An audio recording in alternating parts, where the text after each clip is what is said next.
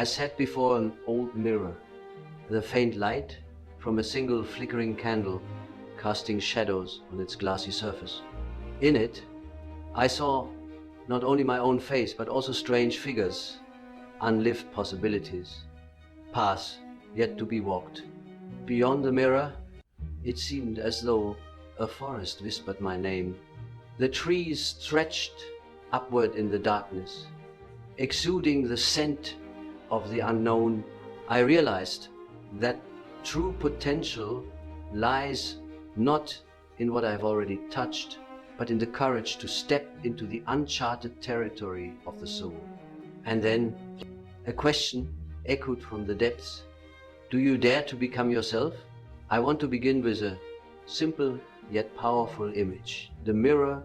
Each time you stand before a mirror, you see not only the familiar face, but also confront a silent question: who am I? Truly, the mirror does not merely reflect the exterior, it unveils the shadow hidden deep within. And sometimes what frightens you most is not the wrinkle on your face, but the feeling that a part of you is being neglected, an unlived possibility, untapped potential. In that moment, you may feel restless, as if a call emanates from beyond the glass, from the dark forest of the unconscious. It is not a call to success or status, but an invitation to become yourself. The first step in the journey to realizing true potential, therefore, is not affirmation, but the courage to gaze into the mirror and accept both the light and the darkness within your soul. I tell you, as I have told many of my patients, listen to what fear whispers, for sometimes within that fear lies the seed of strength. When you muster the courage to look into the mirror of your soul, a door opens. Beyond it lies a deep forest, an image that, since ancient times, humanity has associated with mystery, the dwelling place of unknown forces. Each step into that forest is a step into the unconscious. You hear whispers, not from others, but from the parts of yourself that have been abandoned, denied, or hidden. This is the shadow, the archetype I named in Aeon. The shadow is not merely what you are ashamed of, the traits you reject. It also holds the energy and potential you have yet to touch. Like Prometheus in Greek mythology, who stole fire from the gods. The shadow harbors the flame of creative power, waiting for you to have the courage to face it and claim it. In this journey, you may feel fear. Dark images will appear in your dreams, a stranger chasing you, a wild beast lurking, or a distorted face in the mirror. These are all symbolic languages the unconscious uses to call you. They do not aim to destroy you, but to show you that your true potential lies dormant in the very land you have forsaken. You may ask, how do I face the shadow without being consumed by it? I answer, step slowly. Listen, do not try to banish the images in your dreams. Let them appear, let them speak. As I wrote in the Red Book, we must let the images in our soul tell their own story. And in that listening, the path to your true potential gradually becomes clear. You see, the forest is not only darkness. Amid the dense canopy, rays of light still filter through.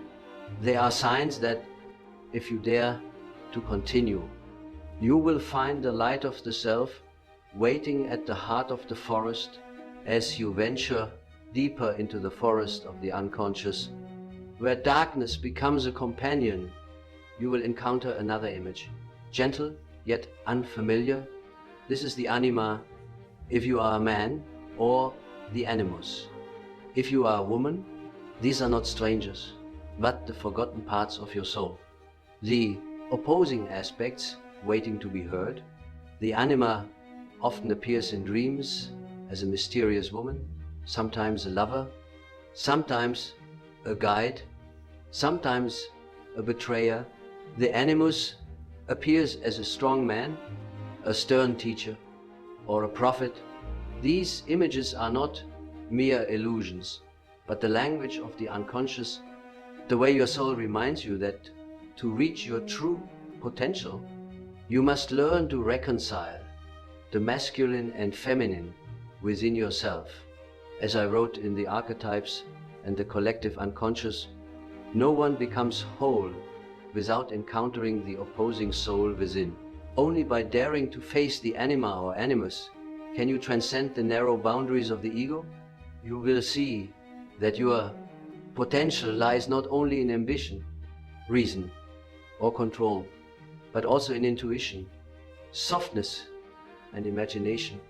In this journey, the anima or animus is your companion, sometimes leading you to the abyss, sometimes lifting you to radiant heights. But do not fear. Each conversation with them teaches you to listen to the call within, and from there, a new path emerges. The path to wholeness, the path to the self. Remember this: your true potential is not merely personal strength, but the ability to harmonize the seemingly opposing parts of your soul. When yin and yang intertwine, when the anima or animus is no longer a stranger, you cease to be divided and begin to become whole. After passing through the darkness of the shadow and listening to the whispers of the anima or animus, the path through the forest of the unconscious leads you to a strange clearing, a radiant space at the center, where light and darkness, masculine and feminine, above and below, no longer stand apart. There you encounter the self, the center of the soul, the archetype of wholeness. The self is not like a specific figure in a dream. It appears as a unifying symbol, a circle, a mandala, a mountain, or a temple. It is an image that transcends all opposites, where the human soul realizes it is not merely a fragment of conflict, but a miniature universe within itself. In Ion, I wrote, "The self is both the center and the whole, encompassing and deeper than the ego." This means that your true potential is never limited to what the small ego believes it can achieve. It does not lie in societal ambitions or the roles imposed by the persona. Your true potential reveals itself only when you accept that you are more than the ego imagines. You are the meeting point of archetypes, the pulse of the collective unconscious in individual form. Confronting the self is not about victory or conquest. It is a courageous surrender, accepting that you are more than you thought. And that wholeness comes not from banishing the shadow or denying the anima, animus, but from reconciling with them in that moment. The forest ceases to be threatening and becomes a temple. The river is no longer ferocious but a nurturing flow, and the mirror no longer reflects fear but the radiant light of your whole soul. Only by touching the self does the journey to discovering your true potential truly begin. For that potential is not an external goal, but an inner transformation, where the small ego merges with the whole, and the human becomes complete.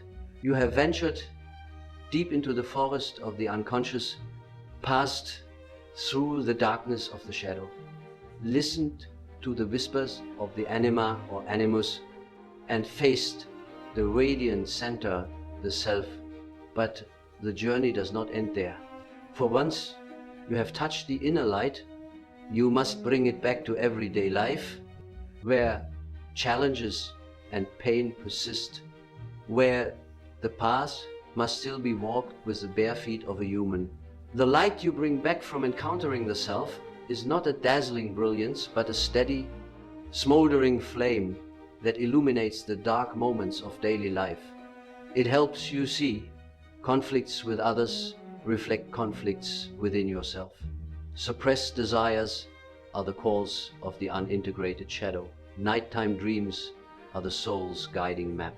In the Red Book, I wrote, when darkness and light blend, we begin to see life in its fullest form. This means that individuation, the process of becoming yourself, is not about escaping the world, but bringing that inner reconciliation into life. Making every action, every decision, every relationship a part of the path back to the self.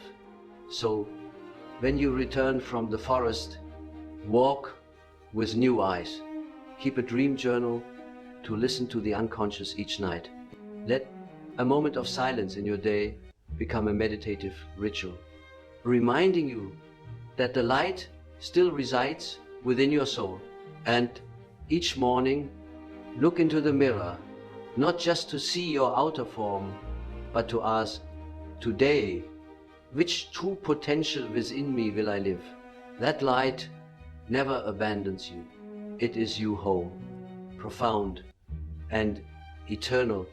And from now on, your journey is no longer about chasing a goal ahead, but a continual return to the self where your true potential always resides, waiting to be awakened.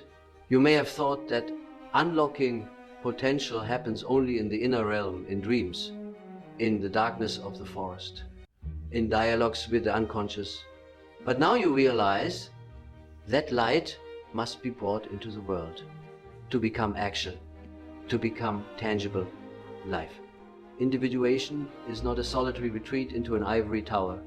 It is a rebirth, a transformation where the new self, having known darkness and integrated light, lives among others, loves, creates and takes responsibility, like the hero in Greek mythology who, after facing trials, does not remain on Mount Olympus but returns to the village, bringing the sacred fire to illuminate others.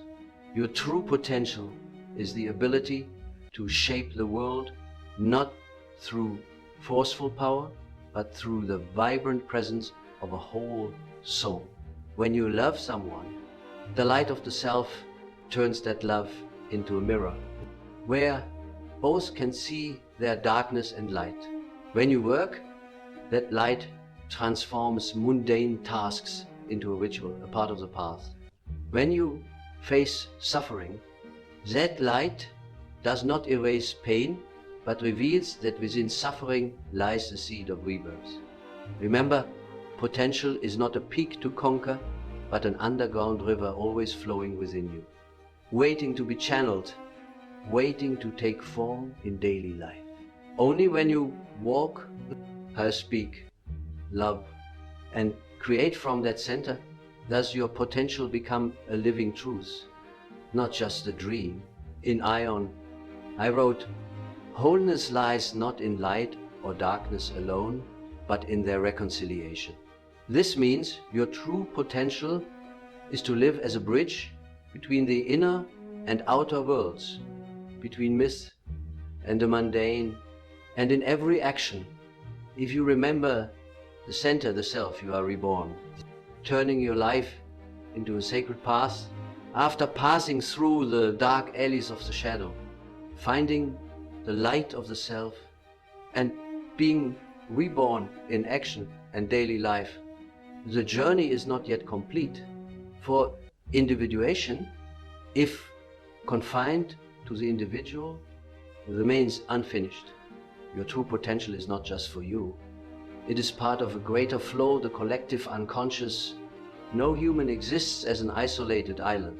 In the depths of the unconscious, you and I, all of us, share the same sea of symbols, the same treasury of myths. When one person discovers and lives their true potential, they do not merely find their own light, but ignite a flame for the collective. This is like Prometheus in Greek mythology, the one who dared to steal fire from the gods, not to keep it for himself, but to gift it to humanity. Here, personal potential becomes a collective gift, the painting you create, the book you write, the work you dedicate yourself to, or simply the way you are present all become threads of connection, inspiring and opening doors for others to embark on their own journeys. If in your silence, if it comes from a soul that has reconciled light and darkness, you can radiate peace like ripples spreading from a stone dropped into a still lake, as I experienced in the Red Book. When one truly hears the call of the unconscious and remains faithful to it, the collective is transformed. For spiritual truth is never merely a personal event. It always resonates within the shared tapestry of humanity. Thus, your true potential is only fully realized when it transcends personal boundaries and becomes an invitation to the collective. When you live authentically with the light of the self, you become a witness to a truth greater than yourself. And in that moment, and you not only find your own path, but become part of the shared path, the one humanity follows through the darkness to rediscover lost light. In every myth of the journey, from Odysseus returning to Ithaca to the bodhisattvas in Buddhism who refuse nirvana to return and save others, there is an unchanging motif. The heroes return, and your individuation journey, having traversed the shadow, found the self, been reborn in light, and gifted your potential to the collective, is no exception. The return is not a regression to the past. The one who returns is no longer the one who set out. In the circle of the journey, you come back to familiar faces, to everyday life, but all is now illuminated by a new light. Every ordinary act, a meal, a conversation, a quiet moment by the window becomes a sacred ritual, lived in the awareness of wholeness. Those who have discovered their true potential need not flaunt it or seek recognition. Their presence, like sunlight streaming through the window of an old room, is enough to transform the space. They have become whole, not perfect. But those who have reconciled light and darkness, who listen to the call of the unconscious and live faithfully to it. In Ion, I wrote that individuation is a circle where beginning and end meet at the same point, but with a new meaning. You return to daily life, but within your soul, a new universe has opened. This is a circle that closes and yet opens infinitely. Thus, the return is the song of maturity. It teaches us that potential is not about escaping the mundane, but about bringing the divine into life, making every tear, every laugh, every step on the street a part of a sacred offering. And in that simplicity, your deepest potential finds its fullest form. Throughout the journey we have traversed from the moment of darkness reflected in the mirror, through the wild forest of the unconscious, to the radiant light of the self, one truth becomes clear. A human is not defined by what they achieve in the external world, but by their courage to venture into their own depths. You have seen that true potential is not extraordinary strength to surpass others, but the capacity to become whole. In that wholeness lies both darkness and light. Wounds and healing, tears and laughter. Like the mandala I encountered in dreams and described in the Red Book, the center is not where light erases darkness, but where they blend, balance, and form an indivisible whole. You return to the ordinary, to conversations, work, conflicts, and challenges, but all now carries a new meaning. Every small gesture can become a ritual, every day a step on the sacred path of individuation. In Ion, I wrote, "The one who knows themselves knows the world." And now, Having listened to the call of the unconscious and reconciled with the shadow, you become a bridge between the individual and the cosmos, the finite and the infinite. The end of the journey is not a final stop, but a door opening to infinity. In the mirror, you no longer see a fragmented ego, but the face of a whole being, nurtured by darkness and illuminated by light. And as you step through that door, you know that your potential is no longer a mystery, but a song resonating, a song that calls you to live, love, and create in harmony with your soul and the world. Remember this: the journey of individuation does not end in isolation, but always returns to the collective. Your potential is not yours to hoard, but to share in every word, every gesture, every small act. For light does not exist to be hidden in a deep cave, but to shine on the path of humanity. And when you live faithfully to that potential, you become a small flame, capable of warming the world